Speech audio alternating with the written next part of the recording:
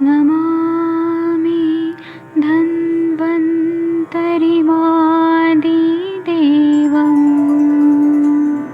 सुरासुरैर्वन्दितपादपद्मम् लोके जरामृत्युनाशम्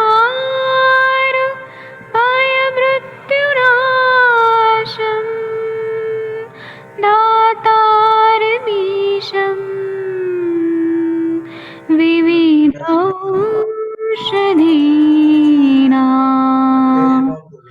शङ्खचक्रं जलौकां दधतं मृतघटं चारुतोर्भिश्चतुर्भिः सूक्ष्मस्वच्छादिरुद्यं शुकपरिविलसन् मौलिमम्भोजनेत्रम् कालाम्बोदोज्ज्वलाङ्गं कटितटविलसत्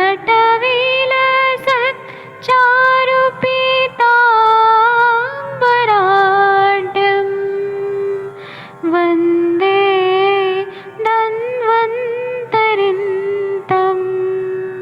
निखिलगदमिव प्रौढदावाग्निनीलम्।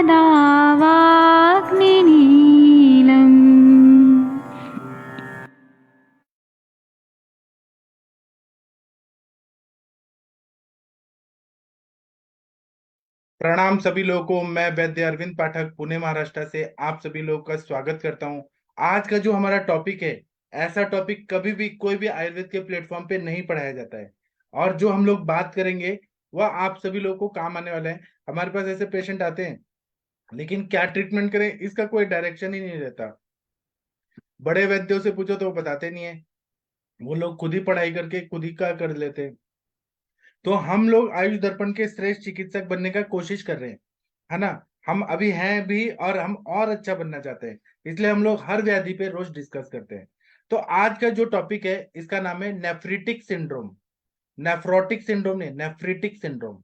इसमें क्या क्या रहते हैं ये आप पहले पिक्चर में देख लीजिए, फिर मैं इसको आयुर्वेद के दृष्टिकोण से कैसे देखते हैं वो हम लोग डिस्कस करेंगे, है ना। तो इसमें सबसे पहले क्या होता है कि कहीं ना कहीं इसमें जो नेफ्रॉन्स रहते हैं उसका इन्फ्लेमेशन रहता है, सिंपल सिंपल लैंग्वेज में। और इसमें क्या होता है, डिपोजिशन ऑफ इम्यून कॉम्प्लेक्सेस और एंटीबॉडीज ट्रिगर्स इन्फ्लेमेशन। मतलब इम्यून कॉम्प्लेक्सेस बहुत ज्यादा डिपॉजिट होने लगते हैं, एंटीबॉडीज बहुत ज्यादा तैयार होने लगती हैं, जिसकी वजह से इन्फ्लेमेशन होता है।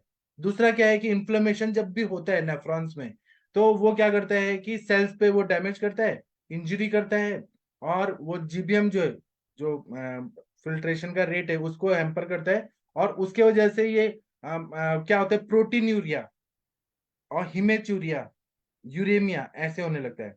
एक सरल सरल भाषा में मैं आप लोग को बताता हूं कि इसमें क्या होता है कि नेफ्रिटिक सिंड्रोम जो रहता है उसमें किडनीज का इन्वॉल्वमेंट रहता है, और जो ग्लोमेरुलर डिसऑर्डर इसको हम ऐसे मान सकते हैं, है ना। और इसमें क्या रहता है कि हाइपो एल्बुमिनिया, जो एल्बुमिन रहता है प्रोटीन का, वह ब्लड से यूरिन में जाने लगता है। इसके वजह से कभी कभी हिमेचुरिया होता है, ब्लड में ब्लड आने लगता है यूरिन में, उसमें आरबीसी आने लगते हैं, प्रोटीन आने लगता है, बीपी बढ़ जाता है, और बहुत ज्यादा यूरेमिया रहता है, यूरिन में यूरिया का लेवल बढ़ जाता है। तो आयुर्वेद के हिसाब से अगर हम लोग देखें तो रक्त पित्त जैसे सिम्टम्स कुछ कुछ मैच होते हैं इसमें, जिसमें क्योंकि खून आ रहा है, आरबीसीज आ रहे हैं, तो रक्त पित्त, अधोग रक्त पित्त जैसे सिम्टम्स आ रहे हैं इसमें। दूसरा है इसमें वात पित्तज प्रमेय, क्योंकि हम लोगों ने वातज प्रमेय देखे हैं 4 टाइप के होते हैं, और पित्तज प्रमेय कितने होते हैं, 6 टाइप के होते हैं। तो उसमें हम लोग ये पित्त वाले प्रमेय कौन से होते हैं, लाल में, फिर काल में, ऐसे जो रहते हैं, लाल में नहीं मंजिष्ठ में। फिर जो 6 टाइप के पित्तज प्रमेय रहते हैं उसके कुछ सिम्टम आते हैं, कुछ वातज प्रमेय के सिम्टम आने लगते हैं। रुक्षता बहुत ज्यादा रहती है यूरिन में, और दाह रहता है इसमें, और इसमें रक्त पित्त जैसे संप्राप्ति रहती है ना। आपके पास भी ऐसे पेशेंट आएंगे, तो आप लोगों को घबराना नहीं है, इसको किस तरह से ट्रीटमेंट करना है वो देखते हैं। तो हम इसमें ट्रीटमेंट करते हैं तो रक्त पित्त जैसी संप्राप्ति है, तो इसमें मधुर रस के द्रव्य देते हैं और मूत्रल द्रव्य देते हैं, जैसे कि गोक्षुर का हम लोग क्वाथ दे देंगे या फांट दे देंगे, शतावरी देंगे, इक्षु रस देंगे, बला देंगे, नारिकेल का पानी देंगे। अम्ल रस का मूत्रल द्रव्य है, जैसे कोकम है, दाड़िम है, उसका हम लोग शरबत देंगे। तिक्त क्योंकि पित्त का शमन करना है हमें, तो इसमें अभी वो पैथोलॉजी एलोपैथी के हिसाब से जो भी है, हमें आयुर्वेद के हिसाब से रक्त पित्त, अधोग रक्त पित्त देखना है। ठीक है, तो इसमें मधुर अम्ल लवण, सॉरी मधुर तिक्त कषाय, ये वाले द्रव्य है, लेकिन अम्ल द्रव्य भी जो पित्त का शमन करे वो दे रहे हैं, दीपन पाचन। तो दाड़िम जो है अम्ल रसों की भी पित्त का शमन करता है। तिक्त रस के मूत्रल द्रव्य, मैं जो भी पढ़ा रहा हूँ ना, ये हमारे जमदग्नि सर के नोट से मैं पढ़ा रहा हूँ। आप लोग को इसका चाहिए तो मैं इसका आप लोग को दे दूंगा, ये हमारे जमदग्नि सर ने बताया है, और वो मराठी में बोल रहे थे, हमने नोट्स बनाए। तो मैं फिर से बोलता हूँ, मूत्रल द्रव्य देने हैं जब नेफ्रिटिक सिंड्रोम रहते हैं, और इन अंदर ही अंदर इसमें इंफ्लेमेशन रहता है, और रक्त पित्त जैसे संप्राप्ति होती है, आरबीसी आ रहा है, प्रोटीन बहुत ज्यादा लॉस हो रहा है बॉडी से, और यूरिया बढ़ा हुआ है, ऐसे कंडीशन लेके आते हैं। तो मधुर रस वाले मूत्रल द्रव्य जैसे गोक्षुर, शतावरी, इक्षु, बला, नारिकेल का पानी, वो देना है। अम्ल रस के मूत्रल द्रव्य कौन से देने हैं, तो कोलम या कोकम और दाड़िम का शरबत। तिक्त रस वाले मूत्रल द्रव्य कौन से देने हैं, तो पुनर्नवा, गुडुचि, चंदन, दारू हरिद्रा हरिद्रा। फिर उसके बाद में कषाय रस वाले देने हैं तो आरगवद, फिर कमल, नल परमार, ये जो वनस्पति है वो देना है। और कौन से देने हैं, तो रीनल डिसऑर्डर में जो भी हम लोग देते हैं किडनी के लिए, या फिर वहां के जो नेफ्रॉन्स है उसके लिए जो देते हैं, और फिल्ट्रेशन को अच्छा करने के लिए देते हैं, तो शतावरी देते हैं, कोकिलाक्ष देते हैं, कुष्मांड देते हैं, वरुण देते हैं, अपामार, फिर बदर, मतलब ये जो बेर होता है वो देते हैं, पाषाण भेद देते हैं, पुनर्नवा, गोक्षुर, इक्षुरस, गुडुचि, दर्भ, चंदन, शिलाजित।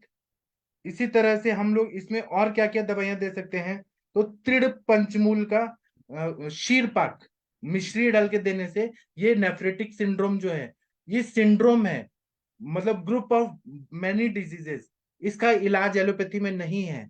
वो लोग डायूरेटिक देंगे या स्टेरॉइड्स देंगे, अभी अनुरिता मैम बताएंगी, इसका इलाज एलोपैथी में नहीं है। लेकिन आयुर्वेद में हम जब ये दवाइयां देते हैं तो ये हील कर देता है, वो सिंड्रोम पूरी तरह से जड़ से ठीक हो जाता है। तो तृण पंचमूल शीर पाक देना है, उससे फायदा होता है। ये चक्रदत्त में इसका रेफरेंस है, हमारे सर ने ये सिखाया है, वो मैं आप लोग को नोट से बता रहा हूँ। फिर शतावर्यादि कषायम, ये हम देते हैं। फिर बृहत्यादि कषायम, ये देते हैं। कोकिलाक्ष का कषाय देते हैं, वो भी अग्नि को देख के कोकिलाक्ष का कषाय देते हैं। नेग्रोदादि गण कषाय देते हैं, उससे बहुत अच्छा फायदा होता है। और इसमें हम लोग चंदन आदि वटी देते हैं, चंद्रप्रभा वटी देते हैं। घृत कल्पना भी इसमें बहुत अच्छा फायदा करता है, क्योंकि हील करते जाता है, दीपन पाचन करके हम लोग शतावर्यादि घृत, जो इसमें बताया त्रिमर्म्य सिद्धि अध्याय में बताया है कि अगर बस्ती पे आघात हो रहा है तो शतावर्यादि घृत का बस्ती दे, पीने के लिए दे, तो ये अवपीड़क स्नेह के रूप में दे या पीने के लिए दे। चक्रदत्त में भी इसका रेफरेंस है, चक्रपाणी दत्त ने एक बुक लिखा है चक्रदत्त, उसमें भी इसका बताया। इसी तरह से और बहुत सारी दवाइयां हैं जो नेफ्रिटिक सिंड्रोम में, हमारे जमदग्नि सर ने बताया कि ये 100% ये बीमारी को ठीक कर देता है। तो उन्होंने हमें बताया, वो मैं आप लोग से शेयर कर रहा हूँ। चंदनादि वटी, चंद्र प्रभावटी, गोक्षुरादि गुगुल, पुनर्नवादि गुगुल, धान्वंतर गुलिका, हिंगुवचादि गुलिका, शिवा गुलिका, शिला जत्वादि लौह। उसी तरह से आशा वरिष्ठ बताया हमारे सर ने। और ये क्यों काम करता है, क्योंकि ये सारे द्रव्य मूत्र विरेचनीय गण में चरक ने बताया, सर ने जो हमें एक गाइडेंस दिया कि आप ये दो, फायदा होता है। मैंने अपने प्रैक्टिस में ये सब यूज किया है, नेफ्रेटिक सिंड्रोम के जो पेशेंट है उनमें सच में फायदा हुआ है। तो पुनर्नवासव, चंदनासव, उशिरासव, सारिवाद्यासव, कुमारियासव, सुकुमारासव, सुदर्शनासव। फिर घृत में क्या क्या देने से सर ने बताया, शतावरी घृतम, सुकुमार घृतम, फिर बस्त्यांतक घृतम, बृहत्यादि घृतम, सर्वमयांतक घृतम, धान्वंतर घृतम, वर्णादि घृतम, त्रिकंटक या गोक्षुर घृतम। गोक्षुर से सिद्ध क्या हुआ, घृत बहुत ही अच्छा नेफ्रेटिक सिंड्रोम को ठीक करता है। फिर अब्रक भस्म, कर्पूर शिलाजित भस्म, प्रवाल भस्म, प्रवाल पिष्टी, शार परपटी। अब ये अलग अलग कंडीशन के हिसाब से हम लोग इसको दे सकते हैं। अगर मैं लेक्चर शुरू करूँ ना तो इसमें 1 महीना लगेगा, ये कैसे काम करता है, लेकिन अभी मैं ये बता देता हूँ। आगे मैं इस पे ये कैसे काम करता है एक एक दवाई, इस पर हम बाद में चर्चा करेंगे। फिर स्वर्णभंगम, क्षार पर्पटी, फिर वसंत कुसुमाकर रस, सूर्य क्षार, काशीस भस्म।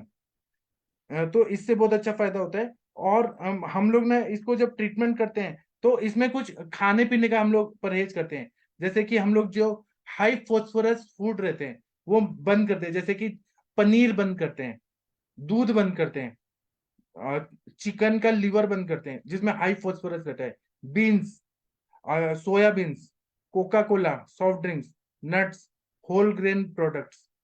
लो फॉस्फोरस फूड भी बंद करते हैं जैसे कि bread, green beans, cabbage, carrot, cucumber और काली मिर्च, जिसमें लो फॉस्फोरस रहता है। हमें इसको बैलेंस करना है इसीलिए।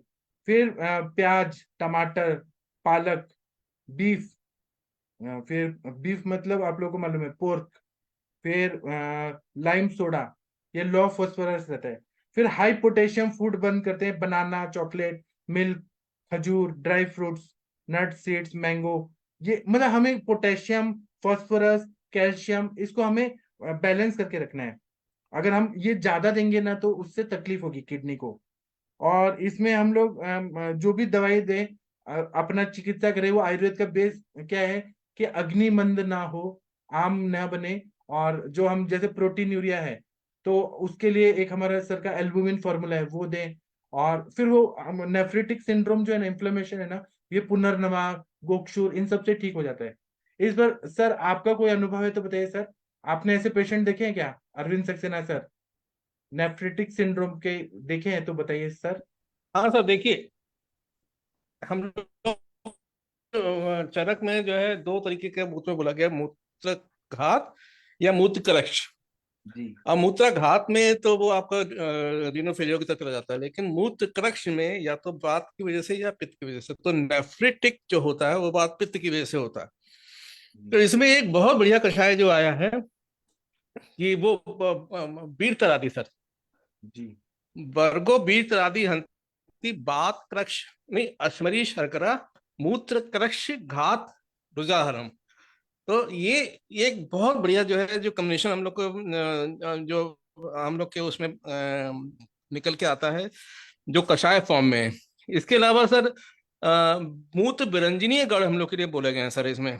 जैसे अब चूंकि अब यहाँ पे नेफ्राइटिस मतलब वात पित्त की संप्राप्ति हो रही है, मतलब दाह, सदाह, रक्त, अल्पम अल्पम मूत्र, और इसके साथ में दहा, तृष्णा, ज्वर और मिलेगा। तो एक तरीके का मतलब सिस्टाइटिस का आप इसको लेके चलिए कि सिस्टाइटिस की तरफ जाता है पेशेंट ये। तो उसके लिए जैसे कमल, उत्पल, नलिन, जो कमल के चारों पांचों भेद हैं। इसके अलावा मधुष्टि एक बहुत बढ़िया इसमें चॉइस रहती है, मुलेठी बोला गया है। और ये एक प्रियंगु प्रियंगु करके प्रियंगुआदि गण बोला गया है। और इसके अलावा धाय के पुत्र, तो भूत विरंजनीय गण को इसमें लेके चलना चाहिए। और थोड़ा सा चूंकि मूत्र क्रश की तरफ जाता है तो मूत्र विरेचनीय भी इसमें जैसे अभी सर ने बोला पुनर्नवा गोक्षु के साथ में ये पाषाण भेद बहुत बढ़िया काम करता है।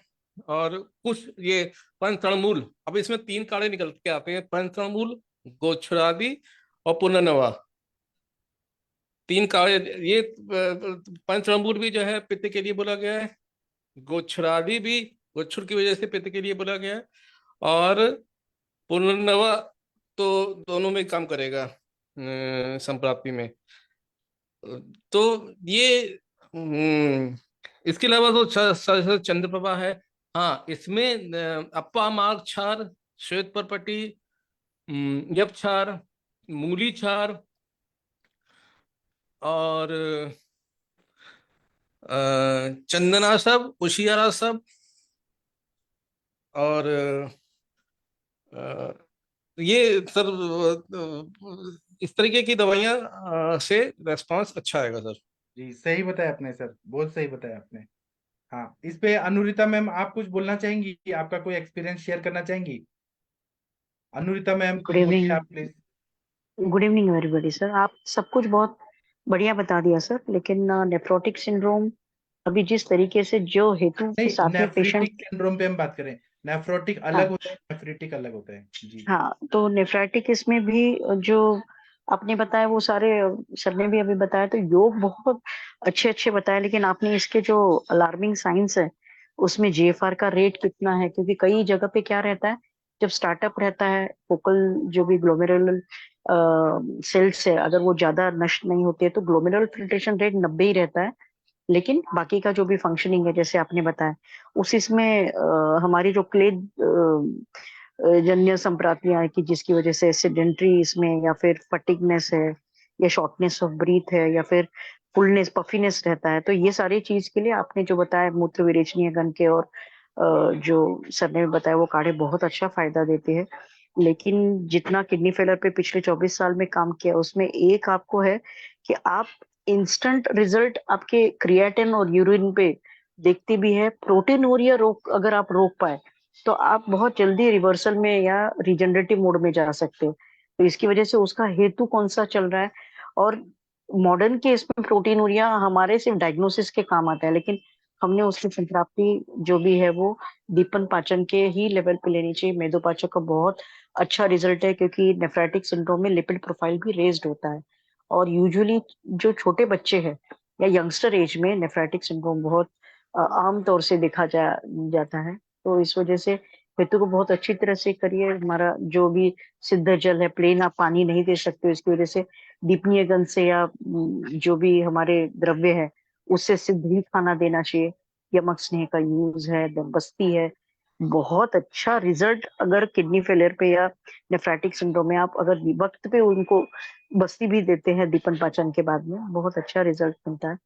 खाने के बीच में या फिर खाने के पहले अगर आपका अपान का विकृति है तो खाने के पहले, और अगर कहीं पे अवरोधात्मक संप्राप्ति अगर है तो स्नेह के साथ में आपको बहुत अच्छे रिजल्ट मिलते हैं। द्रव्य तो सर आपने बता दिया, बहुत बढ़िया लेक्चर है सर, जी। थैंक यू और वेरी मच। मैंने ऐसे जो रक्त पित्त जैसे संप्राप्ति रहता है ना, जिसमें आरबीसी आ रहा है, प्रोटीनूरिया है, तो मुझे तिक्तक क्षीर बस्ती पे बहुत ज्यादा विश्वास है। तिक्तक क्षीर बस्ती बना के गोक्षुर घृत या त्रिकंटकादि घृत जो बोलते हैं वो डाल के उसका बस्ती दिया ना, मात्रा बस्ती जैसे, वो पेशेंट बहुत अच्छे से रिकवर हो जाता है। पूरा अंदर का इन्फ्लेमेशन किडनी का सब अच्छा हो जाता है।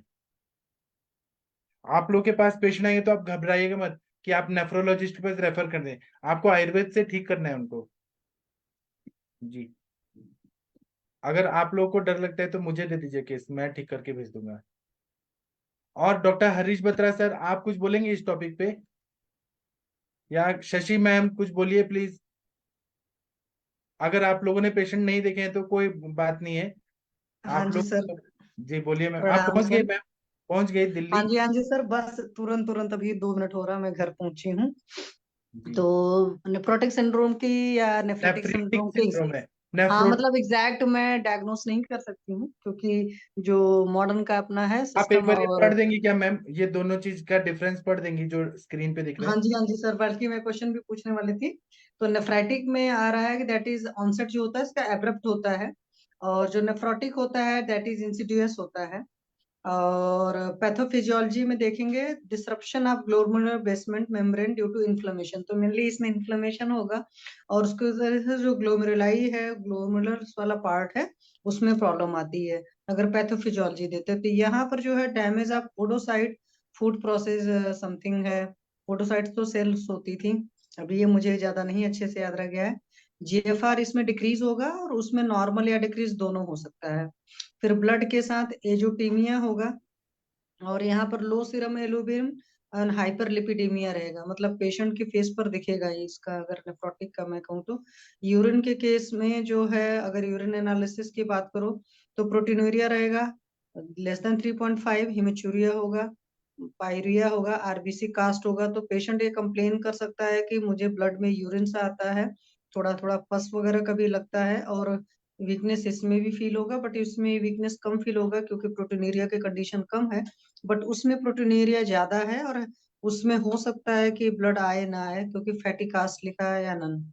फिर मैनिफेस्टेशंस की बात है तो हाइपरटेंशन, हम ऑल्ग्यूरिया इडिमा, इसमें मतलब स्वेलिंग भी रहेगी और साथ में यूरिन कम रहेगा। और यहाँ पर हाइपोटेंशन है, बीपी लो है, और मतलब एडिमा दोनों में ही है, रिस्क ऑफ थ्रोम्बोएम्बोलिज्म और इन्फेक्शन है, और डिसीज में rapidly progressive glomerulonephritis, Alport syndrome, post streptococcal glomerulonephritis, IgA, nephropathy, that is Berger disease, diffuse proliferative glomerulonephritis, membrano proliferative glomerulonephritis इसमें है, और नेफ्रोटिक में है focal segmental glomerulosclerosis, membranous nephropathy, minimal change disease, amyloidosis and diabetic glomerulonephritis. तो sir ये मेरे को तो हकीकत बोलूं तो अब थोड़ा सा ये सब चीजें कम समझ में आती हैं, क्योंकि जो पेशेंट साइन सिम्टम लेकर आता है, पेशेंट के साइन सिम्टम में दो ही तीन चीज नजर आती है कि कंप्लेन करता है या तो यूरिन में झाग आ रहा है, और जैसे मेरी जो सर अभी पेशेंट है जिसने कहा कि उसको है कि उसकी किडनी 30% सिर्फ वर्किंग है, जो उसका कंप्लेन है, मैंने कहा भाई ये तो रिपोर्ट में आया होगा, तो आपको जीएफआर क्या से बता तकलीफ रहे है। हैं ना, जीएफआर हाँ की वजह से बता रहे हैं। हाँ, और उसका सिर्फ इतना था कि उसकी मेन कंप्लेन यही था कि यूरिन में झाग आता है, और लिथर्जीनेस या वीकनेस वगैरह की बात करें तो मेजॉरिटी डिसीज में दिख जाता है। तो और यूरिन के लिए दिन में, मतलब दिन में सॉरी, रात में 3-4 बार उठना पड़ता है। तो मेरे जो पेशेंट की तकलीफ है तो वो उतनी ही है। तो उसको तो नॉर्मली जैसे आपने इसको पहले भी पढ़ाया है, हालांकि वहां पर जो उसका कोटेशन है या कह सकते हैं कि टॉपिक लिखा है, नेफ्रोटिक लिखा है, बट आपने वहां पर भी बोला नेफ्रेटिक, तो आपने उसको सर कोरिलेट किया था उष्ण से, और साथ में उसमें अधोगरक्त पित्त से, और वातज पित्तज प्रमेह, और साथ में अधोगरक्त पित्त के हिसाब से चिकित्सा बताई थी। तो मैंने ही कुछ वैसा ही प्लान करके अपने पेशेंट को कर रही हूँ। अब देखते हैं सर क्या रिजल्ट आता है। आपने वो पहले वाला लेक्चर सुना है मेरा?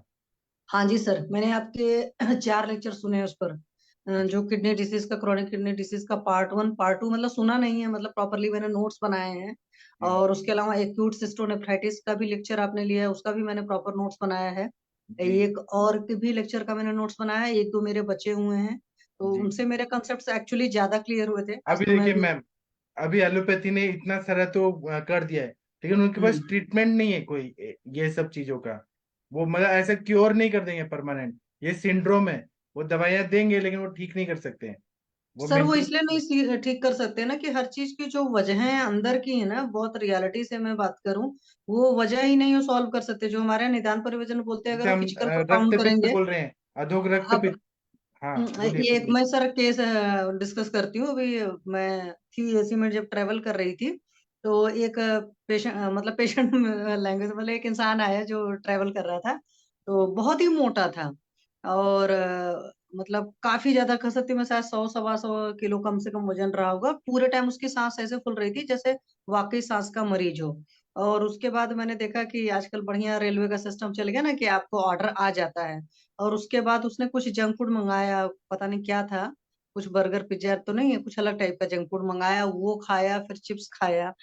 और मैं उसको वही देख रही थी, और वो लेटा था चाहे बैठा था, उसकी सांस मतलब इतनी तेज चल रही थी कि मुझे आवाज लग रही थी, मुझे मन हो रहा था मैं पूछ लूं कि आर यू ओके। और उसके बाद जो उसकी फूडिंग हैबिट थी, जैसा निरिता मैम हर बार कहते हैं, हेतु, मतलब लोग इतना कचड़ा खाते रहते हैं, और उस कचड़े को क्या करेंगे, उस वजह से लोग बीमार होते हैं। और बाद में मैंने उसका फेस एक बार देखा तो मुझे बिलो 30 एज लगा था, मतलब ज्यादा एज भी नहीं थी बंदे की। तो लोग खाते पीते रहते हैं, अपनी तकलीफ बढ़ी रहती है, क्योंकि मतलब जैसे एक होता है ना जुकाम के होने की वजह से सांस फूलना, तो उसमें भाई इंसान स्नीजिंग होगी या कफिंग होगी, वो उसको हम कोई चीज नहीं दिख आयरन रही श्वास थी। बोलते हैं। कोई थोड़ा हाँ, कुछ काम भी किया, उठा बैठा भी, तो भी सांस फूल रहा है उसका। वो सर बैठा भी था ना, मतलब लेटा भी था तो भी उसकी सांस फूल रही थी, तो इतनी ज्यादा कि आपने उसको आवाज क्यों आ नहीं रही बोला थी। कि मोटे कम खा, मर जाएगा खा खा के, थोड़ा कम खा? मतलब मैं आपको वही बता रही, तो सर लोग हेतु इतने अच्छे अच्छे हैं लोग, और उनका लगातार मतलब सेवन करते रहते हैं, उनको बिल्कुल भी होश नहीं रहता कि मेरी बॉडी कहाँ जा रही है। इस वजह से भी मतलब बीमारियों को क्योर करना मुश्किल है। जी। तो और एलोपैथी की तो बात ही अलग है, लेकिन हाँ हमारा आयुर्वेद रीजनरेट कर सकता है, बट पथ्य का पालन करना पड़ेगा। तो सर आपके लेक्चर बहुत अच्छे हैं, मैंने स्वप्निल जी को एक बार जब बोला था तो उन्होंने शेयर किया था। जिस किसी को भी सुनना भी हो, सितंबर वाले ग्रुप में अभी भी पड़ा होगा, और वो भी लास्ट में है सितंबर में, अक्टूबर ग्रुप में नहीं है, क्योंकि मैंने जब बोला था तो उन्होंने शेयर किया था। तो जिसको भी किडनी डिसीज वगैरह के केस में देखना हो तो एक बार उन सारे लेक्चर्स को देख ले, अपना अपने प्रॉपर नोट्स बना ले। मेरी तो आदत है, मैं नोट्स बनाती हूँ, तो क्योंकि आपने फिर वो मैं आदमी को कुछ बोला नहीं क्या कि क्यों बेचारे तुम अभी यंग हो और इतना सांस फूल रहे हैं? सर एक्चुअल में आजकल एक कल्चर हो चुकी है ना। एक्चुअल में मैं ऐसी फर्स्ट क्लास में थी तो वहां तो और बुरा हालचाल होता है कि लोग कोई मतलब नहीं रखते हैं, जैसे कोई है ही नहीं, एग्जिस्ट ही नहीं करता, उस तरीके का होता है। एसी टू टायर में तो तब पर भी लोग बातचीत कर लेते हैं दूसरे से। लंबी 10 घंटे की जर्नी में भी कोई किसी की तरफ नहीं देखता है। तो फिर मैंने कुछ नहीं बोला, हमने कहा जाओ। सबसे अच्छा तो स्लीपर क्लास है कि वहां लोग कनेक्ट हो जाते हैं, बात करते हैं। हाँ वो सर अच्छा होता, वही तो मैं बता रहा हूँ कि डिसीज की एक वजह ये भी है कि लोग हद से ज्यादा अनसोशल हैं। जी। मोबाइल मिल गया है, सब उसमें लगे हुए हैं। और अभी मैं एक सुन रही थी आते होते ऐसे वीडियो डिलीट करते हुए, बड़ी अच्छी सी चीज है, इसलिए फोरम पर शेयर करूंगी। कि उसमें था कि वो ऑस्टियोआर्थराइटिस का बोल रहे थे कि ऑक्सफोर्ड में सर्वे हुआ था कि जो मंदिर में जाते हैं ना, ये कि पूरा पूरा साष्टांग प्रणाम करते हैं, तो उससे सारी चीजें अच्छी होती है। ताली बजाने का तो होता ही कि हमारे सारे सिस्टम बहुत सही से रहता, मतलब एनर्जेटिक फील करते हो। तो वहां पर वो चीज है, तो जब आप अच्छे लोगों के कांटेक्ट में रहोगे, आप उनसे बात करोगे, अपने मन को मतलब कुछ भी तकलीफ है शेयर करोगे, तो वो दुख कम होगा। तो अभी लोग जो हद से ज्यादा अनसोशल हो गए ना, वो भी बीमारी की बहुत बड़ी वजह है। इसीलिए जो हेल्थ के 4 पिलर होते हैं कि फिजिकल वेल्थ होती है, मेंटल हेल्थ होती है, सोशल वेल्थ भी होती हेल्थ होती है। तो सोशल हेल्थ अभी लोगों की नहीं रह गई, बहुत ही ज्यादा लोग अनसोशल हैं। ये मेरा कहने का था सर, तो उस वजह से है। तो जिसको भी सुनना है तो प्लीज वो सारे लेक्चर देख लो अपना, और किडनी डिसीज के कंसेप्ट क्लियर हो जाएंगे। सर ने वाकई, सर वो बहुत अच्छे लेक्चर पढ़ाए हैं आपने। जी। जी सर, थैंक यू सर। जी। वो लेकिन लेक्चर है, ये हमें डिस्कशन कर रहे हैं अभी क्लिनिकल संभाषा में। जी। तो और किसी ने ऐसे पेशेंट देखे हैं नेफ्रेटिक सिंड्रोम पे? डॉक्टर हरीश बत्रा जी बोल नहीं रहे हैं। डॉक्टर अनुराग कुमार जी कुछ बोलिए सर। डॉक्टर श्रीनिवास सर कुछ बोलेंगे सर आप? कोई कुछ बोलना चाहे तो बोल सकते हैं सर। श्रीनिवास सर, माधुरी मैम, कोई और टॉपिक पे बात करना है तो कर सकते हैं। हाँ शशि मैम, आपने हैंड रेज किया है, कुछ बोलिए। ये तो बस इतना ही बात करना था मुझे। तनिका मैम, आप कुछ बोलना चाहती हैं? हरिहर सर, जागीर सिंह जी, कोई और केस पे बात करना है तो कर सकते हैं। हाँ सर, प्रणाम सर। हाँ प्रणाम सर, बताइए सर। सर मुझे पूछना था, मेरा केस था। हाँ सर सर। एक पेशेंट है सर, लेडी है, अबाउट 60 ईयर ओल्ड। और सर मतलब बहुत ज्यादा ओबीज है वो। और उसका वेट ऑलमोस्ट ऑलमोस्ट ना सर 78 kg है वेट उसका। जी। और सर मेरे पास प्रॉब्लम रह कर आई थी कि मुझे उसमें तृष्णा बहुत ज्यादा है उसको, मतलब प्यास बहुत जाने लगती है। तो जैसे मैंने हिस्ट्री टेकन किया तो मुझे अक्सर उसके सिम्टम ये था कि तृष्णा जाने लगती है उसको, रात को उसको कई बार ना वो यूरिन के लिए उठती है। और एकदम प्रेशर बहुत जाना पड़ता है कि मतलब कई बार तो ऐसा होता है कि बेड पे ही निकल जाता है, सिर्फ रात रात में ऐसा होता है उसको सर। जी।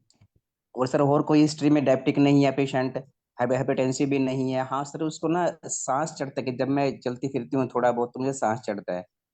तो सर ये सिम्टम उसमें थे। नहीं तो थायराइड वगैरह हेतु का। क्या मिला सर? हेतु क्या मिला आपको? हाँ सर मुझे बता रहा हूँ सर, मैं वहीं पर आ रहा हूँ। तो सर मैंने उसका हिस्ट्री टेकन किया तो हेतु में सर उसका एक तो था कि वो दिन में सोती थी। और दूसरा सर वो तीनों टाइम ही दही के साथ खाना खाना। और रात को जब भी जैसे चपाती भी खानी और चपाती में नमक भी डालना और साथ में दही भी खानी, मतलब उसका ये हेतु सर मुझे मिले हैं उसमें। तो सर अब इसको, अच्छा सर साथ में ना उसको सर एसिडिटी बहुत ज्यादा थी, जैसे ना कि अमल पित्त के जैसे करके बार बार डकार आना, एकदम खट्टी खट्टी डकार, पानी निकलना मुंह से।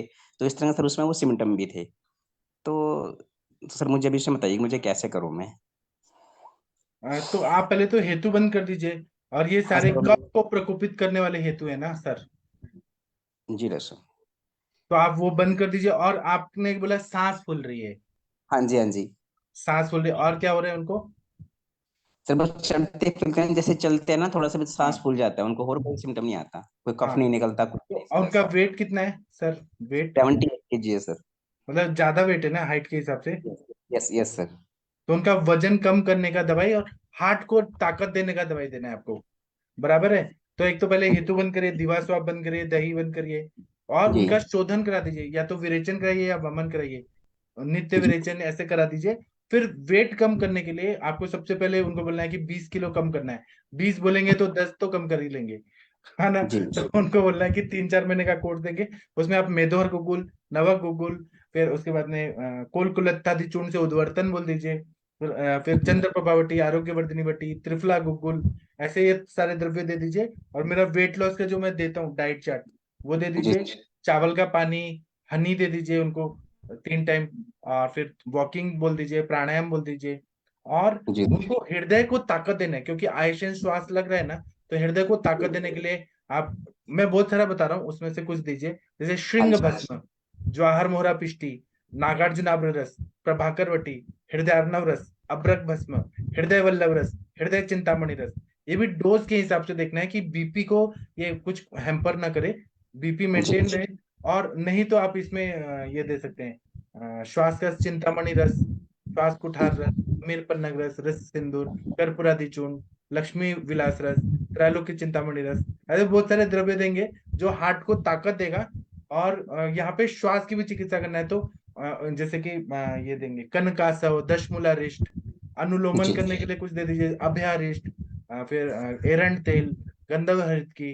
रोज का रोज पेट अच्छे से साफ हो, वेट लॉस होते जाए, और फिर ये ठीक हो जाएंगे।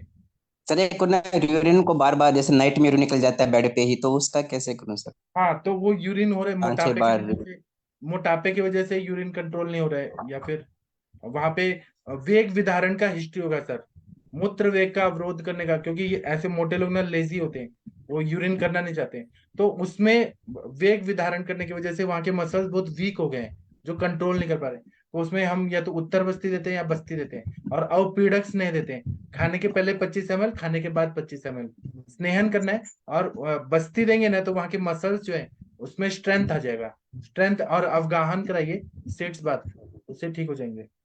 सर, बस्ती किसका दें सर उसको? शीरबला तेल, धन्वंतर तेल, सहस्रादि तेल। और ठीक वो है जो सर। एक एक्सरसाइज होता है ना, वो केगल एक्सरसाइज, कीगल एक्सरसाइज, वो कराना है। जी सर। और कोई बंद होता है, कौन सा बंद? शशि मैम आप बताइए कौन सा बंद होता है?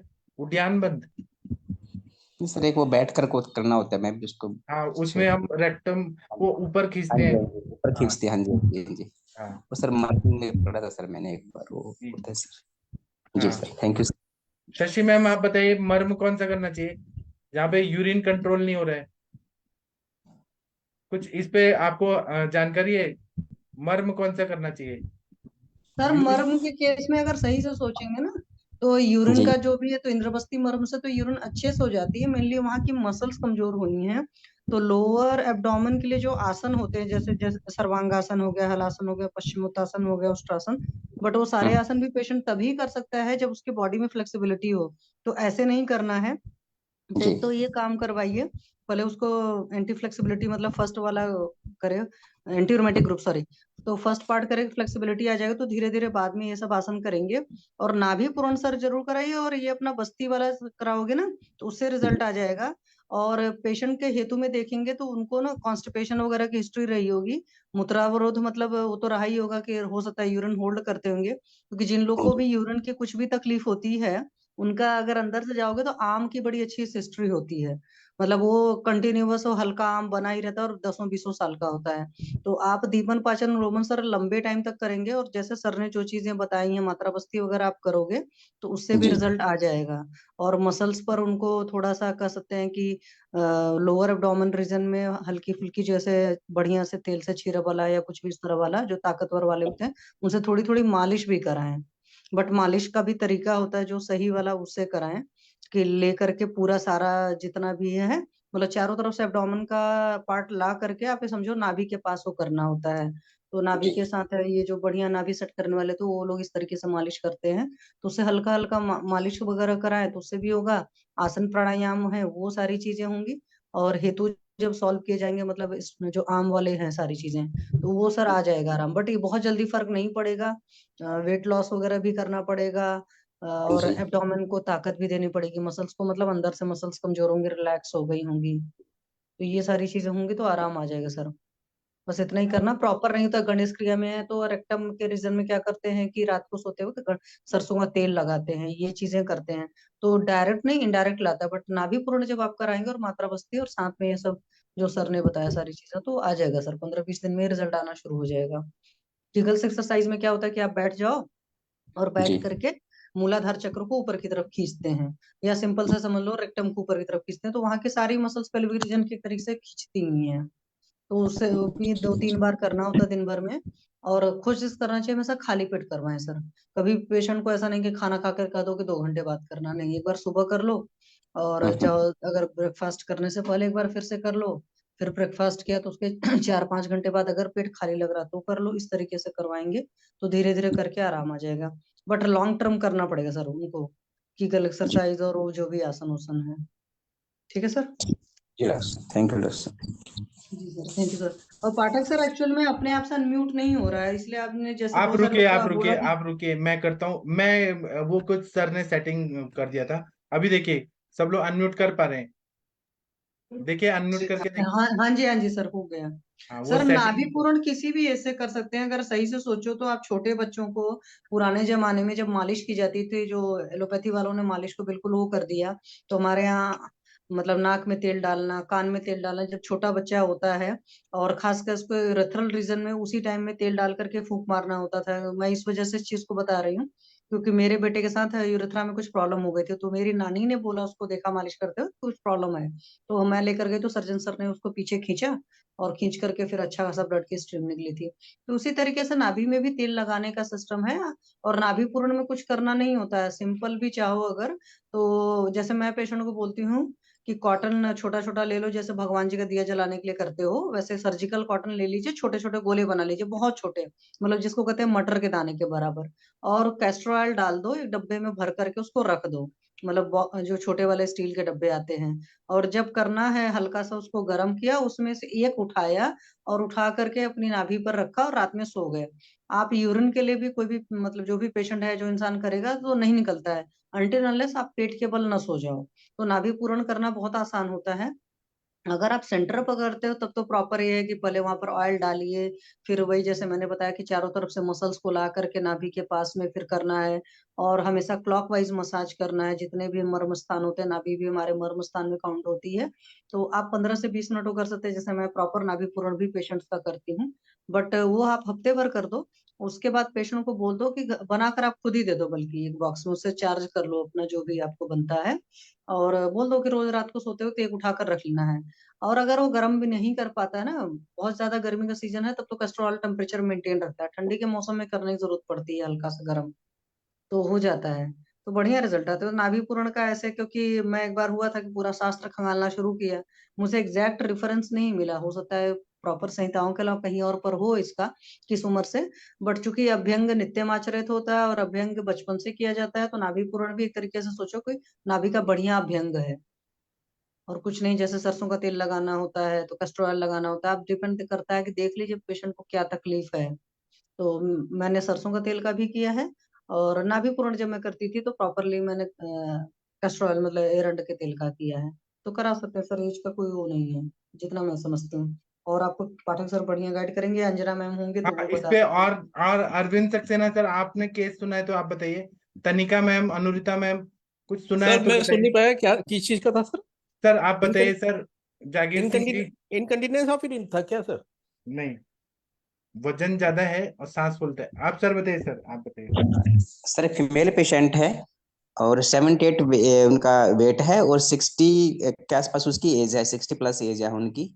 तो सर मेन कंप्लेन उसकी ये थी कि रात को ना 4-5 बार उसको शुशु करने जाना पड़ता है, निकल जाना पड़ता है, और कई बार तो बेड पे निकल जाता है, कपड़े में निकल जाता है उसका ऐसे ही। और दूसरा उसको प्रॉब्लम ये थी कि वो जब चलती फिरती है हल्का से भी तो सांस चढ़ता है। तीसरी कंप्लेन सर उसकी ये थी कि एसिडिटी बहुत ज्यादा बनती है, मुझे मुंह से पानी निकलता है मेरे। और सर वेट तो उसका ज्यादा है ही, तो मतलब उसका जैसे हाइट कम है तो उसके अकॉर्डिंग उसकी वेट ज्यादा है उसको। तो ये कंप्लेंट थी सर पेशेंट की। हाँ सर तो डायबिटिक नहीं है पेशेंट, हाइपरटेंसिव भी नहीं है सर, कोई हिस्ट्री इस तरह की नहीं है। और सर इसको हिस्ट्री टेकन में पेशेंट दही खाता है बहुत ज्यादा, दिन में भी रात को भी, और मतलब तीनों टाइम दही खाता है। प्लस नाइट में जैसे हमारे यहाँ चलन सा है एक हरियाणा में कि आटे में नमक डाल के रोटी बनाते हैं, तो वो भी बनाते हैं वो, साथ में दूध भी पीता है दही के साथ साथ ही। तो ये तो उसके हेतु मुझे फाइंड आउट हुए थे सर। तो दही बंद कर दीजिएगा। इसमें पित्त की संप्राप्ति उठ रही है क्योंकि अम्ल पित्त की हिस्ट्री मिल रही है, तो इसलिए बहुमूत्रता और बार बार बहु के साथ साथ बार बार वाला फ्रीक्वेंसी ऑफ यूरिनेशन ये पित्त की तरफ जाता है। तो इसमें लेकिन नर्व्स वीकनेस भी है क्योंकि ओबेज भी है थोड़ा सा, आप बता रहे हैं ना। तो यस इसमें सर। अभी मैंने जैसे है। Yes sir, yes sir. Hello. हाँ तो इसमें शिलाजीतों का सबसे बढ़िया रोल बोला गया है। शिलाजीत का धानवंतम गुटका शिलाजीत। और अब चूंकि चूंकि पित्त का है तो तृणमूल पंचभूत बोला गया। और पित्त की संप्राप्ति के लिए ये आपका जो भी हाँ, बहुमूत्रांतक रस भी इसमें एक निकल के आता है। बहुमूत्रांतक रस, ये बार बार यूनिशन में बहुत बढ़िया काम। शिलाजीत, बहुमूत्रांतक और तृण पंचभूत, ये तो आपका काढ़ाभार में हो गया। और इधर अब आपको पित्त पे जाना है, तो पित्त के लिए जो है शतावरी है ये, और प्रवाल पिष्टी दीपन पाचन करेगी, और शंख ग्राही करेगा, तो शंख जोड़ दीजिए, प्रवाल पिष्टी जोड़ दीजिए, और कटपतक जोड़ दीजिए। तो ये पित्त पे। और साथ में द्राक्षावले, जी। द्राक्षावले सुबह शाम कर दीजिए, बस ज्यादा जरूरत ही नहीं पड़ने की। बहुत कम दवाइयों से पेशेंट ठीक होगा। डॉक्टर साहब, एक क्वेश्चन मेरा ये था कि बहुमूत्रता किस किन किन कंडीशन में हो जाती है? जैसे एक आम जिसका आम बन रहा है उसमें हो जाती है, या एक जैसे अब वो कुछ कौन कौन सी कंडीशन ऐसी होती है हमारी आयुर्वेदा में? नर्व्स वीकनेस, टेंशन एक बहुत बड़ा कारण रहता है। पित्त एक बहुत बड़ा जी। कारण रहता है। कफ और मेद, जैसे वो उसमें डायबिटिक पेशेंट में कफ मेद की वजह से भी, क्योंकि उसमें भी बार बार हाँ, जैसे अब बात अगर वो उसके प्रमेय की संप्राप्ति अगर लेके चलेंगे तो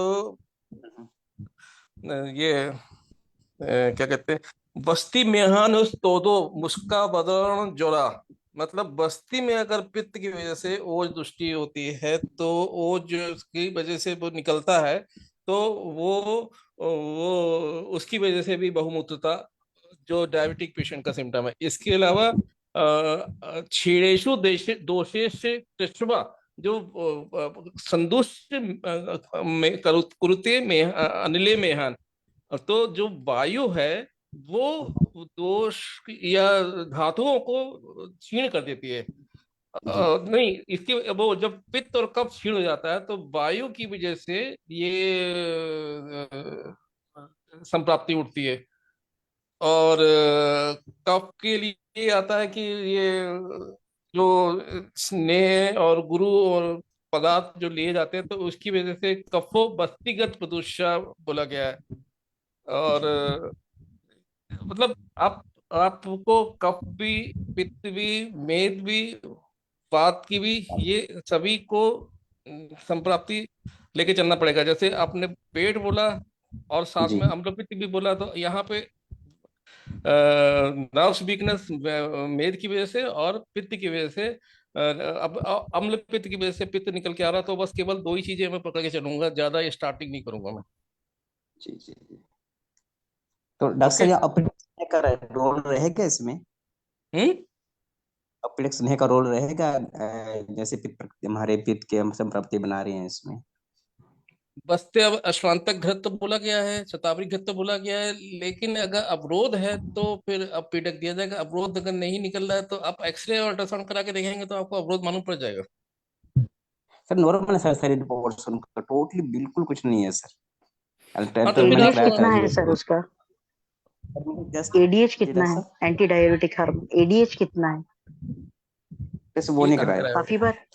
हाँ जी सर, देखिए आप अगर पूरी बहुमूत्रता आपने पूछा, मैं इस पर्टिकुलर केस के बारे में बाद में बताऊंगी, लेकिन बहुमूत्रता जो पूछा है, तो जैसे अभी सर ने बताया, तो वैसे आपकी डायबिटीज केस में भी पॉलीयूरिया बोला है, एज ए सिम्टम पॉलीयूरिया है, लेकिन काफी कम लोग इस चीज को भूल जाते हैं, मतलब कि सर्वाइकल स्पाइंस जो है हमारी, जो स्पाइनल नर्व्स है 8, उसमें अगर कहीं कंप्रेशन है, उसमें अगर कोई पैथोलॉजी है, जो हमारी वातवह नाड़ियां हम जिनको, लेकिन ऊर्ध्व जत्रुगत, वहां पे अगर कोई पैथोलॉजी है, तो ब्लैडर का फंक्शन वीकनिंग होता है, जिसमें आपको बहुमूत्रता दिखती है। एक दूसरी चीज, ये वातज संप्राप्ति मुझे लगती है, क्योंकि यहाँ पे डायरेक्ट डायरेक्ट जैसे सुश्रुताचार्य ने जो बताया, मेदुवानम स्रोतसम वृक्कमूलम वपावहनम, जो वपावहन और मेद दृष्टि नजर अगर आ रही है, और मेदुआ का मूल स्थान रुक बताया गया है, तो यहाँ पे आपको जो भी है, पहले ओबेसिटी या उसकी मेद धातु की जितनी भी आपको हेतु मिलते हैं, पहले उसकी अग्नि को ठीक करना होगा, जिसकी वजह से जो श्रोतावरोध निर्माण करके बहुमूत्रता में आपकी क्वांटिटी कभी कभी कम हो जाती है, और वो जिसे बोलते हैं कि अनकंट्रोल्ड मिक्चुरेशन या मुहुर्मुर मूत्र जो भी है, और बहुमूत्रता मतलब क्वांटिटी वाइज अगर ज्यादा है तो वहां पे आपने कभी भी प्रमेह की संप्राप्ति या कपच प्रमेह की संप्राप्ति मिलती है क्या, ये देखिएगा। तो आपके हेतु बहुत आपने दो तीन चीजें मोटी मोटी बताई, उस हिसाब से यहाँ पे जो भी है बहुमूत्रता अगर लक्षण करके लेते हैं तो आप जैसे मेदवा पे काम करते हैं, क्योंकि मेदवा मूल स्थान ही वृक्क का है, लेकिन उसकी संप्राप्ति हमारी निर्मिति जो है ग्लोमेरुलर जो भी फिल्ट्रेशन रेट पे अगर अपने को कुछ भी चेंजेस करने हैं, क्योंकि वहां पे जब पॉलीयूरिया ये दिखता है और मूत्र का संवहन में कोई दिक्कत नहीं, कोई स्रोतावरोध नहीं है, लेकिन वहां पे आपकी पक्वाशयगत अगर अवरोधात्मक संप्राप्ति है तो वहां पे आपको मूत्र जो भी मूत्र व संस्थान पे या हमारे वृक्क की जो इतनी कार्य प्रणाली है वहां पे जरूर दिखता है। आप अच्छे से केस लेके इसके हेतु वगैरह पे करिए, दीपन पाचन के साथ में आपका जो भी मेदुओं पे जैसे काम होगा, अवरोध जैसे दूर हो जाएगा। काफी लोगों ने, जैसे मैडम ने बताया, नाभि। हाँ जी।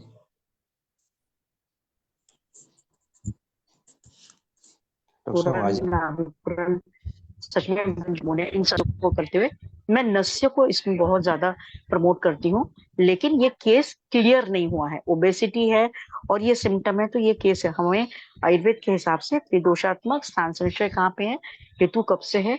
वो सिर्फ दही अगर खाता है तो अभिषेधनी गुण भी बढ़ेगा और मेध्व की दृष्टि भी होगी, लेकिन ये पित्तजन्य संप्राप्ति मुझे नहीं लग रही है। उसके आप प्रॉपरली ये दीजिए। काफी बार क्या रहता है, मेद धात्वाग्नि जो है वो बहुत ज्यादा मतलब संदूषित हो जाता है, बिकॉज अंदर जो भी वात है वो उसको बहुत मतलब उसमें कई पॉलीफेजिया या फिर बहुत ज्यादा भूख लगना, उसकी प्रॉपर ईच एंड एवरी हेतु, each and every symptom, each and every स्रोतस, इसको क्लियरली कर लीजिए। सिर्फ आयुर्वेद इसको रिजल्ट दे सकता है सर, सिर्फ आयुर्वेद। और एडीएच इसलिए कीजिएगा बिकॉज एडीएच जब कम होता है तभी पॉलीयूरिया ये सिम्टम दिखता है। तो नस्य है, नाभिपूरण है, और यूजुअली किडनी फेलियर में मैं परिशेक भी बताती हूँ, लेकिन यहाँ पे किडनी फेलियर है, बाकी का कोई चीज नहीं है। आप इसका लिपिड प्रोफाइल करिएगा, एलएफटी करिएगा, क्रिएटिनिन के साथ में इसका जो भी एक प्रॉपर सोनोग्राफी भी करिएगा, ताकि आप हर चीज को स्क्रीन करते हुए एक प्रॉपर संप्राप्ति बना के फिर ट्रीटमेंट शुरू करें। ठीक है, ये तो बहुत सारे द्रव्य अपने पास में, बहुत ज्यादा खिचड़ी नहीं करना है, सिस्टमेटिक वे में अब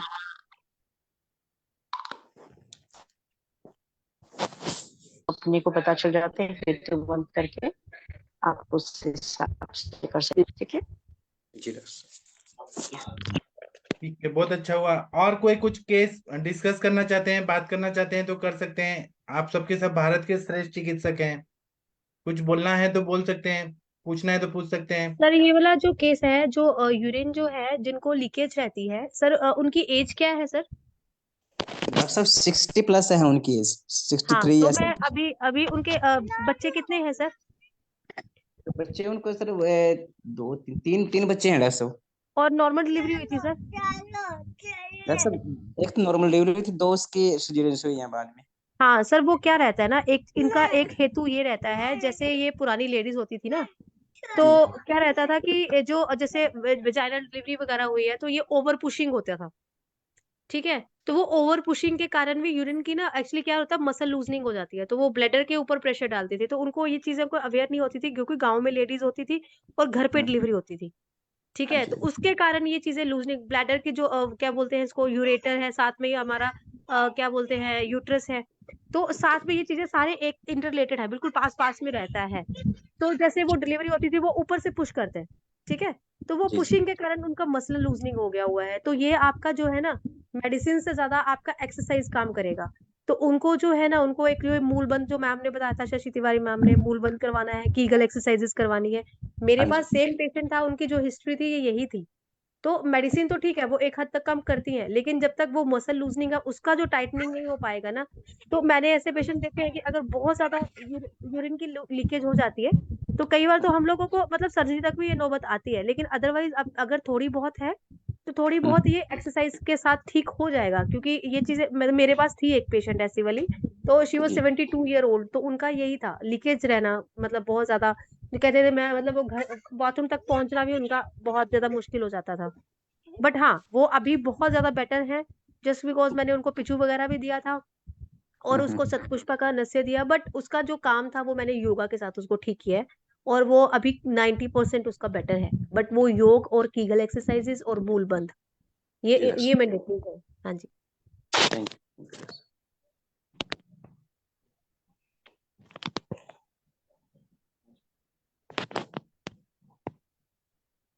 हाँ, और किसी को कुछ बोलना है तो बोलिए प्लीज। अच्छा डिस्कशन हो रहा है अभी, बहुत अच्छा हो रहा है। अंजना मैम भी हैं, किसी को गायनिक केस पूछना है तो पूछिए, डिस्कस करना है तो करिए। अगर आप लोग नहीं करेंगे तो मैं बंद कर दूंगा सेशन।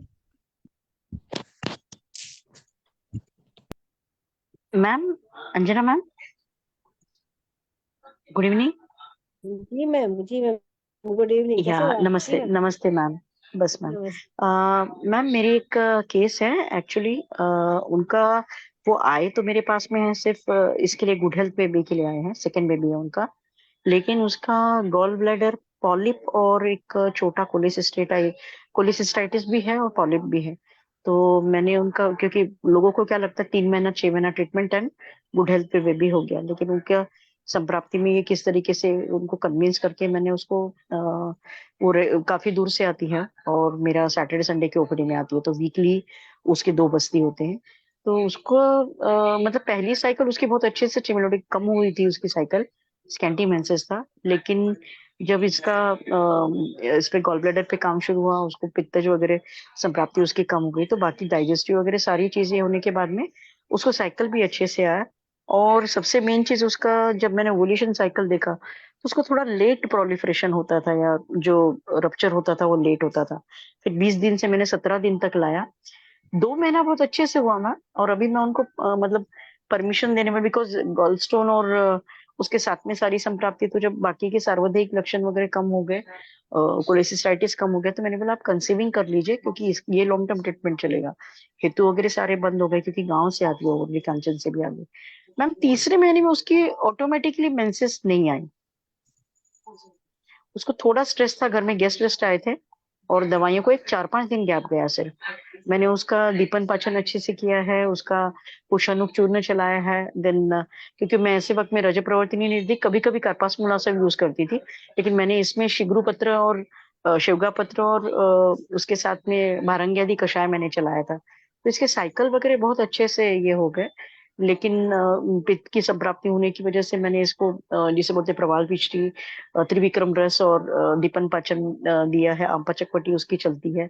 कभी कभी मृदु रेचन में दे देती हूँ, क्योंकि हमेशा बस्ती के लिए वो आ नहीं पाती इतना दूर। तो अचानक से उसका मेंसेस 8 डेज से डिले हुआ। बट बिकॉज उनको मैंने सब केयर लेने के लिए बोला है, और गुड हेल्थ बेबी के लिए मैं 3 मंथ्स एब्सटिनेंस बताती हूँ, तो there are no chances of pregnancy also. तो क्या वजह हो सकता है मैम हार्मोनल ये विड्रॉल केस में?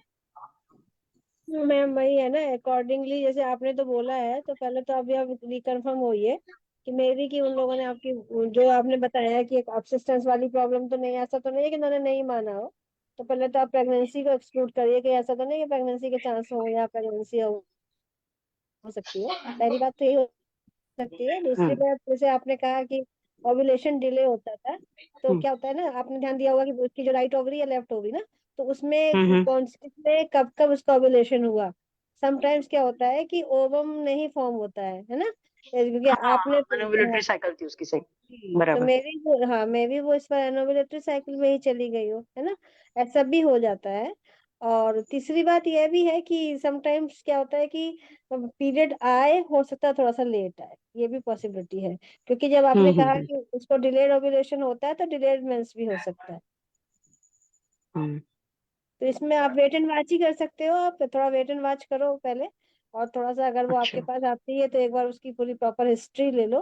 थोड़ा सा नाभि पूरण हम्म वगैरह आप वैसे भी करा सकते हो, ऐसा कुछ नहीं, नाभि पूरण से कुछ लॉस नहीं होने वाला है ना। और मेरे हम्म। हिसाब से थोड़ा वेट एंड वॉच करना चाहिए, है ना, कि अंदर क्या मैंने करना। बोला उनको कि आपको थोड़ा सा क्योंकि उसके हस्बैंड को भी हिपैटोमेगाली है, और हाँ पित्त प्रकृति और उसके साथ में पित्तज, काफी सारी चीजें तो उसको भी। लेकिन फिर उनका खर्चा बढ़ता है तो तुरंत ही बोलती है नहीं नहीं, अभी सिर्फ वाइफ का ट्रीटमेंट करते हैं, क्योंकि उसको प्रॉब्लम है। लोगों को ध्यान में ही नहीं आता है कि हम एक अच्छी हाँ प्रजा और अच्छी, इसके लिए स्त्री बीज पुरुष हाँ बीज है दोनों शुक्राणु। के लिए। तो मैंने उसको हाँ बोला ठीक है कोई बात नहीं। मैंने उसको अश्वगंधा और वानरी कल्प और उसके साथ में दुग्धाहार और सबसे पहले नॉनवेज बंद कराया उसका। और मैंने बोला जब हम्म तक इनका सब साइकिल ठीक नहीं होता है, तब तक आपने जो भी है हेतु नहीं बढ़ाने, क्योंकि मेन तो उसी का ट्रीटमेंट चलता है, क्योंकि उनका फर्स्ट लेडी लड़की है, तो उनको और एक बेबी चाहिए, और 101% उनका अपेक्षा लड़का ही रहता। तो मैंने फिर बाकी सब चीजें करा ली, लेकिन आई वॉज सरप्राइज कि 2 महीना एकदम अच्छा उसको स्टिमुलेशन वगैरह दिया।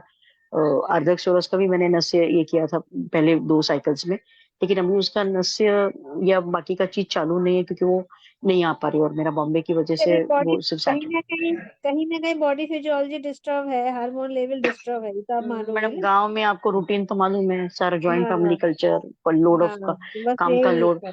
उसकी खान पान का अभी रूटीन चेंज किया, नहीं तो वो नाश्ता स्किप करती थी। इतने छोटे से हम्म। इसमें गोल्ड स्टोन और कोलेसिस्टाइटिस और ये सारा चीज, तो ये सारी चीज कितना भी हम बोले तो भी मानस हेतु उनके हमारे कंट्रोल में नहीं रहते हैं। लेकिन बस क्या वो इतने वही है। डिस्टर्ब हो सकते हैं कि तुरंत विड्रॉ बैक कर ले, तो वो इसी के होता लिए है मैम, और कोई कुछ। कोई मंथ ऐसा, कोई मंथ ऐसा हो जाता है कि हार्मोन्स का जो एक लेवल होना चाहिए ना, वो लेवल टारगेट नहीं कर पाता है, और वो जब हम्म। टारगेटेड नहीं होता तो फिर वो विड्रॉल नहीं होता है। तो ये जैसे ओव्यूलेशन फेल्योर मुझे लग रहा है, ओव्यूलेशन फेल्योर के केस में ऐसी पॉसिबिलिटी हो सकती है।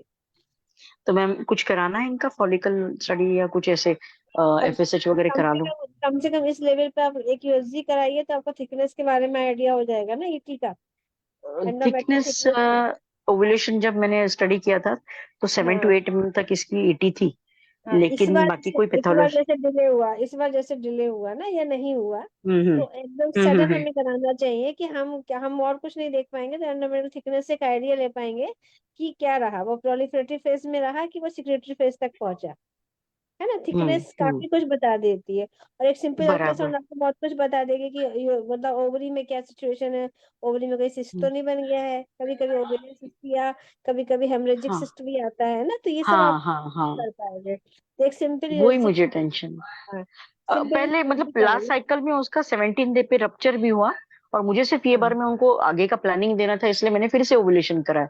तो टोटल अनओवुलेटरी मतलब एमएसएफ करके कोई फॉलिकल नहीं बना। और दूसरा हम्म। चीज ये है कि उसको फिर अभी कुछ स्टिमुलेशन देना चाहिए बाकी के रेगुलर ट्रीटमेंट में, कि या तो नहीं, वो एक इशू। अभी हम इंटरनल जान ले पहले कि इंटरनल हमारे पास क्या कंडीशन है, क्योंकि अब एक्सटर्नल तो यही है कि हम्म। उसको फीवर नहीं है, तो इंटरनल हम कम से कम देख लें कि हमारी थिकनेस क्या है, ओवरी का साइज क्या है, उसके बाद हम उसके हिसाब हम्म। से स्टिमुलेशन देंगे तो ज्यादा ठीक रहेगा, है ठीक ना। है, ठीक जी है। Thank you ma'am, thank you very much, बहुत अच्छा लगा काफी दिन के बाद में आपकी आवाज सुना। Thank you ma'am.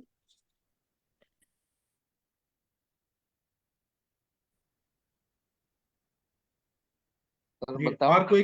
हाँ बोलिए बोलिए। अरे 35 ईयर्स का मेरा एक पेशेंट है, उसको हाइड्रोसिल हो गया है, इसमें पानी भर गया। जी 3 दिन पहले उसने सर्जन को बताया था, बोला को ऑपरेशन करना पड़ेगा, तो आयुर्वेद में हम क्या कर सकते। क्या बोले, फिर से बोलिए, कहाँ क्या हो गया है? आईज में पानी हो गया है? नहीं नहीं, अनकोश में हाइड्रोसिल हो गया। हाइड्रोसिल हो गया है? हाँ। क्वार्टम में हो गया है तो बहुत ज्यादा है क्या? थोड़ा है कि ज्यादा है? नहीं सर, ज्यादा है, बड़ा वो नारियल होता नहीं, इतना बड़ा हो गया। तो वो तो सर ऑपरेशन ही करना पड़ेगा। हम हाँ। लोग देते हैं ऐसे दवाइयां, मूत्रल दवा देते हैं, गोक्षुरादि गुगुल, चंद्रप्रभावती, पुनर्नवासव, वरुणादि कषाय, ये सब देते हैं। अगर इससे ठीक हुआ तो ठीक है, नहीं हुआ तो सर्जरी ही करना चाहिए। बस वो यही सब केस पूछना नहीं था। सॉल्व होता। अगर आप बोले नारियल जितना बड़ा है तो वो होगा हाँ, क्या? उसका सब वो कराया सोनोग्राफी, तो इसमें पानी भरा है ऐसा ही बोला, हाइड्रोसिल। जी तो वो सर सर्जरी ही करना पड़ेगा। किसी को ट्रीटमेंट मालूम है तो बता सकते हैं। ऐसे हम बता सकते हैं अम्बु शोषण गंड, पित्त मूल्यादि कषाय, फिर ये मूत्रल दवाइयाँ, विरेचन, लेकिन कितना फायदा होगा ये हम नहीं बता सकते हैं। वो सर्जरी ही ज्यादा अच्छा है। सर्जरी करके वो पूरा पानी निकाल देंगे, फिर सुचरिंग कर देंगे, हो जाएगा, एंटीबायोटिक दे देंगे, हो जाएगा। हाँ ये तो सही बात, क्योंकि इतना ज्यादा है, थोड़ा और तो थोड़ा। जी कुछ कुछ जो रहता है ना ट्रीटमेंट, वो शस्त्र साध्य रहता है।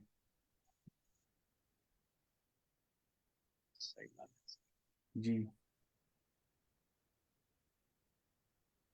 ठीक है, और किसी को कुछ बताना है, पूछना है? कोई कुछ बोलना चाहते हैं? आदित्य सर आप कुछ बोलना चाहेंगे सर? शक्ति मोहन सर कुछ बोलना चाहेंगे आप? बोलिए प्लीज। अगर नहीं बोलेंगे तो कैसे होगा? कुछ बोलिए प्लीज। सर आदित्य प्रणाम सर। सर। हाँ प्रणाम सर, बोलिए। अरे जो बच्चे तोतलाते हैं ना सर, इसमें क्या करना चाहिए सर? बच्चे जो तुतलाते हैं ना, तो उसमें क्या शब्द में तुतला रहे हैं कि ऐसे तुतला रहे हैं? शब्द जैसे में हम लोग सर। बोलते हैं ना, कंठ्य, फिर जी जी। तालव्य, दंत्य, इसमें हो रहा है, क्या हो रहा है वो बताइए। ये शब्द साफ नहीं बोलते सर। कहीं ना कहीं उदान वायु की है, क्योंकि उदान वायु वाक प्रवृत्ति, प्रत्यय, जब बलवर्ण, स्मृति, क्रिया, तो उदान पे काम करने वाली दवाइयां जो है ना, वो देने से फायदा होगा। बस्ती देना पड़ेगा, और राम रक्षा स्तोत्र रोज बोलना है, उससे फायदा होता है। और ना, अगर एक एक शब्द आप बता पाए कि क बोलने में प्रॉब्लम है, कि त बोलने में है, कि म बोलने में, तो मैं आपको और अच्छे से बता पाऊंगा। जैसे बेटा को बेका बोलती है सर। ट को क बोलती है ना, तो इसका मैं आपको निकाल के बताऊंगा। वो हमारा जो है ना, हर चक्र के कुछ वर्ण रहते हैं, तो उसमें कौन सा चक्र में आ रहा है, आप कौन कौन से वर्ड है, व्यंजन है, स्वर है, वो मुझे बताइए, फिर मैं बताऊंगा। तो उसकी वनस्पतियां हैं, उसके मतलब हर चक्र के एक देवता है, उनको चढ़ाने वाली जो वनस्पति है वो दिया ना, तो ठीक हो जाते हैं। और ऐसे कल्याणक अवले, अपने आयुष दर्पण की एक डॉक्टर है, वो मुझे ऑफलाइन बोली कि मेरे बेटे को हकलाने का प्रॉब्लम है। मैंने कल्याणक अवले खाने को बोला, और ठीक हो गया बच्चा, हकलाना बंद हो गया। आप ना कौन कौन से बोलने में तकलीफ है वो बताइए सर, मैं फिर बता पाऊंगा।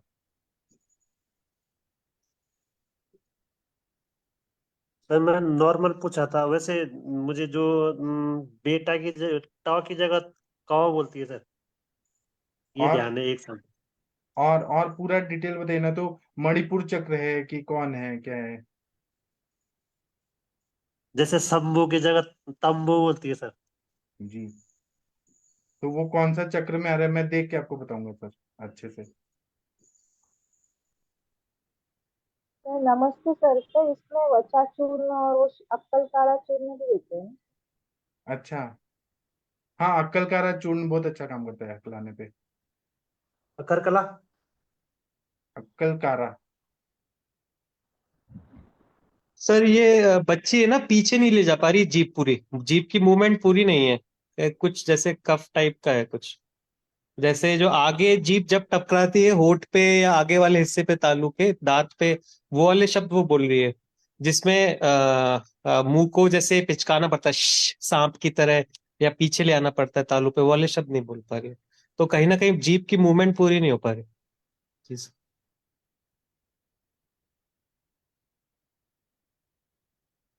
जी, सर ये त्वचा चूर्ण से कफ अवरोध जरा नष्ट होगा ना सर? कफ अवरोध का कुछ तो करोगे। जी, वो जीवा पे थोड़ा बोलते हैं ना, घिसेगे बोलते हैं ना उसको। वो ये करके चाटन देगी अक्कल काला का। जी, और ब्राह्मीवती, सुवर्ण ब्राह्मीवती चालू करें। जी। सारस्वत अरिष्ट है, सारस्वत अरिष्ट बोल रहे ना। सर उसमें वो हैमावती वचा बोलकर आते सर, वो हनी का साथ लगाना सर जीभ में। हेमावती बच्चा, हाँ सर। वो बहुत कॉस्टली होता है, लेकिन बहुत अच्छा इफेक्टिव रहता है। मामूली वचा भी दे सकते सर। जी, तो उसका साथ साथ में ब्रह्मी चूर्ण भी देना चाहिए सर। जी, उसमें तो कई लोगों को बहुत अच्छा रिजल्ट आ गया। जी। सरस्वती रिश्ता अंदर लेने के लिए बताना सर। जी, सारस्वत प्लेन काम करेगा या गोल्ड? उसमें गोल्ड अफोर्डेबल है तो विथ गोल्ड। Ji sir. ये केरला कंपनी का आता जी, वो ले सकते। सर और कौन सा बोला आपने? हेम कौन सा? हेमवती केरला वचा। के हेमवती बच्चा, हैमावती हेमवती। वचा। जी। हेमवती बच्चा, ओके। हाँ, वो उडुपी में ऐसा, वो उडुपी कॉलेज वाला मंगाते सर वो। जी, इसको किस तरह से यूज करना है सर? ये अंदर बच्चा का बोले तो 500 mg अंदर ले चाटने को देना, और जी पे लगाने को हनी का साथ देना। जी।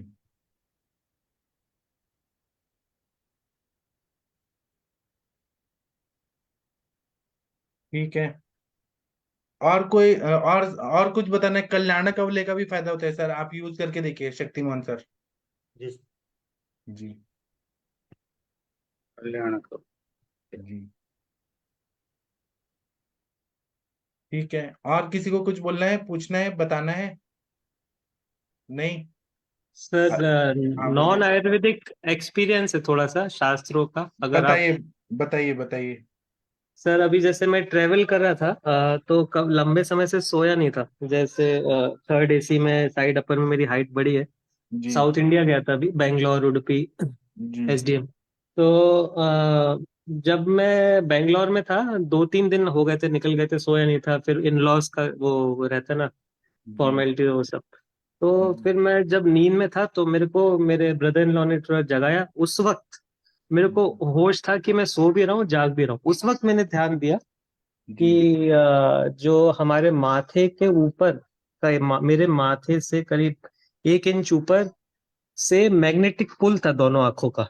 जी मतलब हम बोलते हैं कि आंखें ऊपर ले जाओ भ्रुकुटी पे, ऐसा नहीं होता। भ्रुकुटी दोनों आंखों को ऊपर खींचती है। जी और क्या कम नींद होने के कारण उसमें जोर से पुल था, और मैं उसको देख रहा था। और वहां से कुछ, मतलब ऐसा कुछ हार्मोन निकलता है अंदर से जो जीवन कंटिन्यू करता है।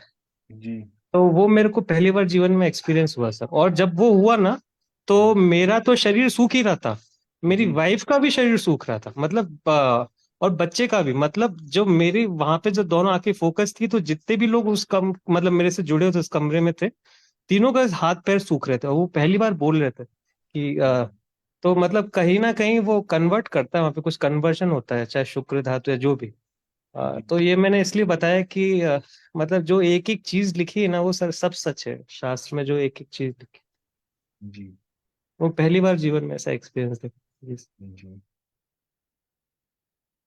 ठीक है। और कोई कुछ बोलना चाहते हैं तो बोलिए, नहीं तो सेशन बंद करते हैं।